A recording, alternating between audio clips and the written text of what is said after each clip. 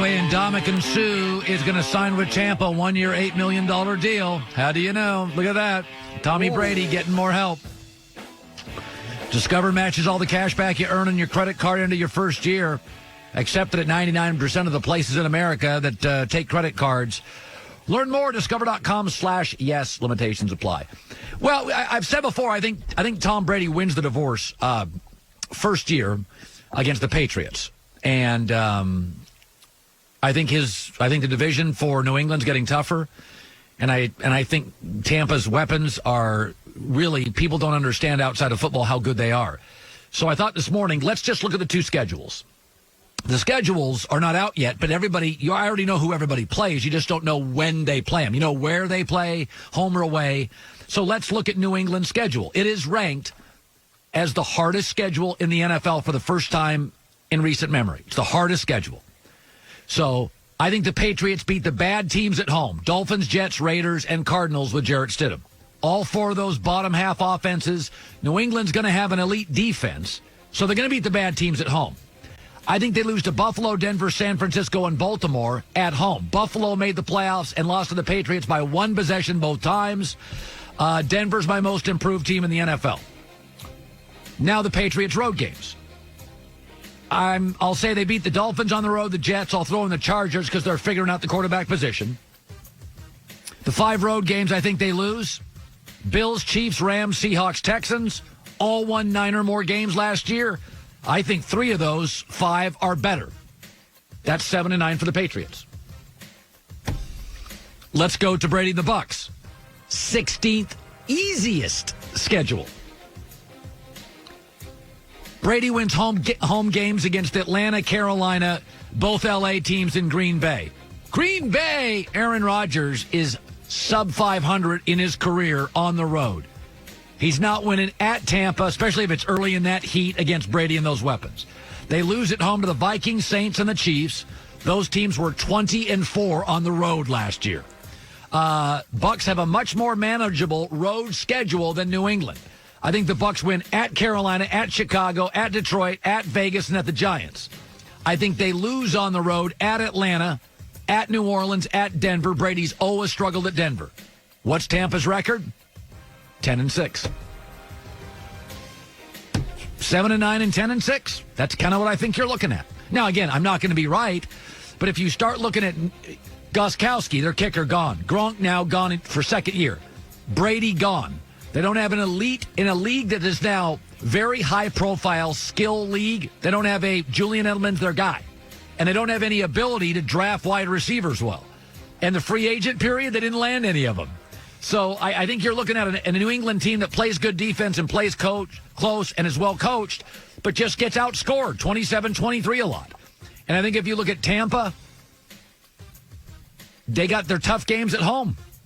They get Green Bay at home. Go look at Tampa's schedule. It's out there right now. We don't know when they play the teams, but we know where they play them and who they play.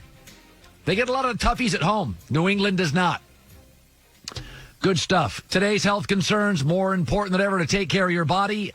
M-Drive Elite helps your immunity. Refine your prime with M-Drive. So we talked about to start the show today. I do believe that if you have a great ending to a movie, we mostly think it's a great movie. Usual Suspects is the movie I use, which I think was fine with a great ending, and most people think great movie. It's not really a great movie. It was fine, but it had a great ending. People forget that LeBron James, his first title in Miami, that was a strike-shortened season. Nobody brings that up. Why? Because it was LeBron's first championship. It's a great last 15 minutes to a movie, and everybody overlooks the flaws. LeBron, we love D. Wade. We know Pat Riley. We love LeBron. People forget strike-shortened season. Nobody talks about that. Nobody holds it against LeBron. Similar this year. The potential is too great for a LeBron championship in a third uniform. You got to get this season in. Even if you have to start it late July and just go 6 weeks of intense playoffs, I still contend you've played 65 regular season games. It's established who's good and who's not. The Blazers could complain, well, we could have snuck in. Maybe, but nobody cares. You're not a championship team. Wizards could complain, we got really good at... You're a 750-1 championship team. Those are the odds. You're not winning anything. You're not winning a first-round playoff series. So I really think you can push it back a lot, and then just the day before Labor Day weekend, just hand it over. I think the summer's wide open. Nick Wright was on earlier today, and I just think when you have the potential for the Yankees this year have stars and are loaded, get the season in. Because if the Yankees win it, nobody's going to care. You only played 110 games. And if LeBron and the Lakers are holding a title, nobody's going to care 20 years later. Nobody's going to hold it against LeBron James. We don't hold the Miami championship against him, the first one. And Nick Wright talked about the NBA and getting back to business. You have 6 regular season games left, and then you have a breakneck playoffs.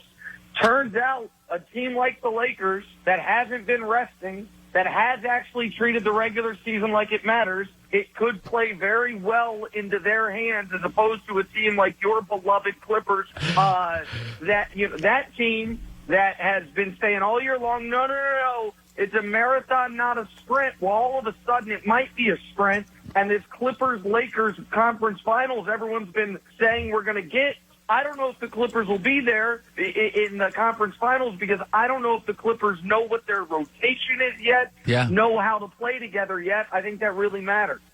Yeah, I really do. I believe this. When you have a downturn, a crisis, what you deliver is simplicity and basics. And in the NBA, the basics are LeBron and the Lakers. I told the story earlier about Apple was almost bankrupt. Steve Jobs came back and said, I'm going to go back to the basics, got rid of 70% of the products. Simplicity's the key. Build stuff we know people like. We know people like LeBron, and we know people watch the Lakers. They have the 11 highest-rated television rating games this year in the NBA, not played on Christmas. All right, good stuff. Thanks to Nick Wright, Emmanuel Sanders was money, the new receiver for the Saints, Chris Broussard, and Jordan Palmer. I'm having fun. Hope Joy's having fun. Love it. Love it. Back tomorrow on a Thursday in L.A. Thanks for joining us. It's been The Herd.